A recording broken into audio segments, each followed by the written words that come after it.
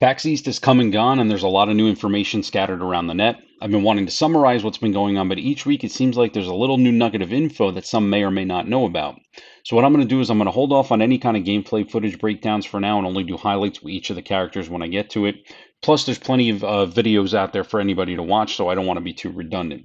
What I will go over is a little more of what is known about the game, overall picking out parts from various interviews over the last several weeks. I'll have those interviews linked down in the description below if you want to read them in their entirety. I'm also going to go over speculation on additional content and DLC, especially with regards to playable characters for the future, and something interesting with regards to the release date as we're rapidly approaching the summer window release. Let's get to it.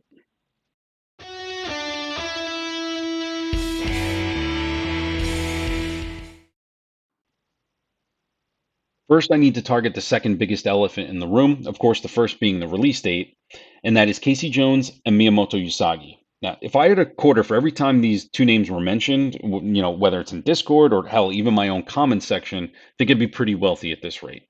But anyway, let's start with Usagi. Most of you are well aware he is not a TMNT character. He crosses into the TMNT realm coming from his own comic, Usagi Yojimbo.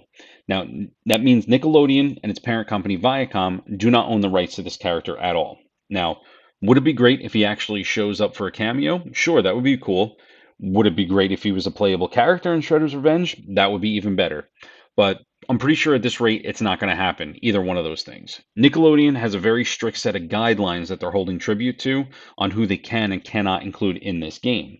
So, first and foremost, if they want to include him, they would need to get permission from Nickelodeon. Then once Nickelodeon gives them the okay, then the team would need to get permission from the character's creator, Stan Sakai. There's a lot of copyright, red tape involved. There's a lot that's going to really go into it. That's just the tip of the iceberg. So at this rate, I'm pretty sure it's not going to happen. But now, does that actually mean he's 100% off the table? It's something I originally had thought so, and I've been telling everybody in my comment section he's basically been blacklisted. He's not going to show up. He's not part of the 87 continuity or canon or whatever you want to call it. It's not going to happen. But weirder things have happened, right? We've seen Sora show up in Super Smash Bros. Ultimate, so anything's possible. But I'm going to circle back to Usagi a little bit later. Next up is the badass of Casey Jones. But I unfortunately have bad news, ladies and gentlemen. He's not going to be playable in this game, or at least not at launch at this rate. Interviews from both the Gamer and Polygon with staff members from Tribute and Dotemu, they state that the 6 heroes that have been revealed are going to be the only characters playable at launch, no more than that. So, as of right now, our only new characters are Splinter and April. There are currently no plans for DLC, which is very unfortunate. However, that could change depending on the reception of the game. Now, let's be real here. I think we can all say with a lot of confidence that this game has an extremely high probability of not only being successful, but also a big hit within the genre and the franchise as a whole. So we see here with regards to Casey Jones, he's not playable yet. Keyword right there is yet.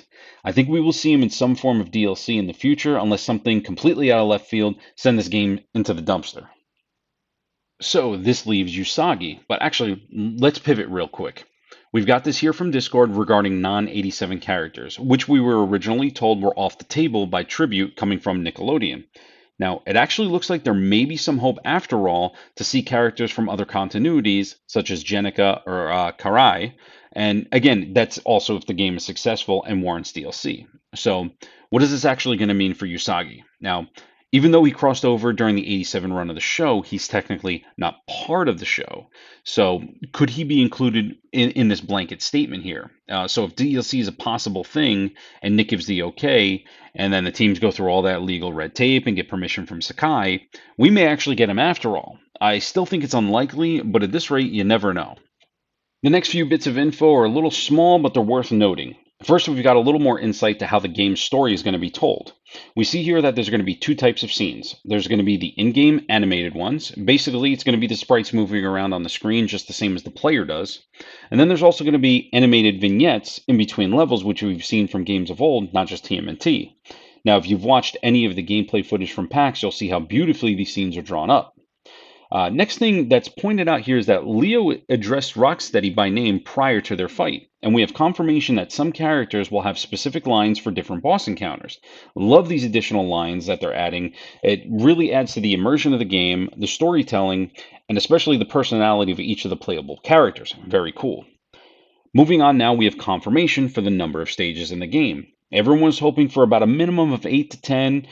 Myself, I felt like 12 was like a really good number. But here, right here, we're seeing that we're getting 16 levels of Foot Clan butt kicking action. This sounds awesome to me. It's stated that it's doable in a single sitting, which is great, but it's meant to be played in more than one. This coming from the Polygon interview. Now, piggybacking off of this interview, we're going to switch over to the gamer.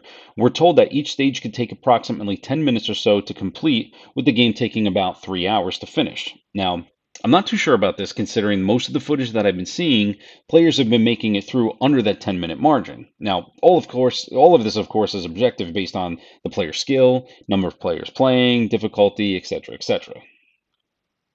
Speaking on difficulty, let's get into the replayability here. We already know that there's two main modes, story and arcade, which are going to encompass the actual story of the game. And it states here that that's going to be the primary source of the replayability. So the regular old story mode is going to have side objectives, challenges, hidden NPCs, and so forth. Now, it's pretty neat that they're going to be adding in these little things for us to look for. It's really going to flesh the game out. Now, I'm sure we're going to see special cameos as well. Also, as I mentioned before in previous videos, there's light RPG mechanics. You're going to be able to enhance your health, your ninja power, and even learn new moves. Now, also stated here, very interesting, there's going to be a world map and stuff to unlock on that. Now, to what we're going to be able to unlock or what this world map looks like, we don't know just yet.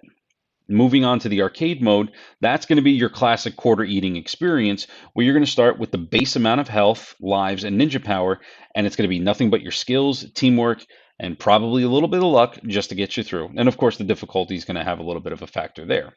Now, interesting point here is that it's stated that there will be plenty of things to keep players interested, including, now, funny thing again, it seems like there's this keyword here, including story mode and multiple levels of difficulty. I really think we've got a little bit more coming that isn't talked about because the team isn't at liberty to say any more than that when asked to expand upon this statement right here. Take a look at that. What are you guys not telling us? You guys got something hidden up your sleeves. Lastly, we're going to speak again on the release date. Now, lately I've been seeing different outlets, people, YouTubers, even the Facebook page. All of a sudden, the month of August is being thrown out there for some reason. Now, it's been stated by the devs and in Discord. This is still not confirmed. We're still getting the vague summer window release as always. But here, let's check this out here real quick. It's a matter of weeks until we find out the final date for the game. Now, let's extrapolate this statement here. Summer Games Fest is just a few weeks away on June 9th. The Steam database information seems to say that the game is going to come out on June 30th. Now, I need to look a little bit further in this, but if I remember correctly off the top of my head, the last set of games, Steel Assault, for example, and Streets of Rage 4 came out approximately 2 to 3 weeks after the final date was announced. I'm not sure about Windjammers, but it might have been as well. Anybody see where I'm going with this? I'm not confirming this, but it's just my speculation. Summer Games Fest is going to give us the release date, and the release of the game is going to be the end of June. Now, if it's not, fear not, summer ends in September, so we're only going to have a few months left to wait at the absolute maximum. So that will do it for this roundup for current Shredder's Revenge news. Leave a comment down below if you've seen any of the new gameplay and what your first impressions are now that we've gotten a much closer look at how the game operates. Also, I'm pretty sure that things are going to calm down for the next couple of weeks on the news front, so I'm not expecting anything until the earliest Summer Games Fest. Let's hope for that release date reveal in the event in June. Thanks for watching.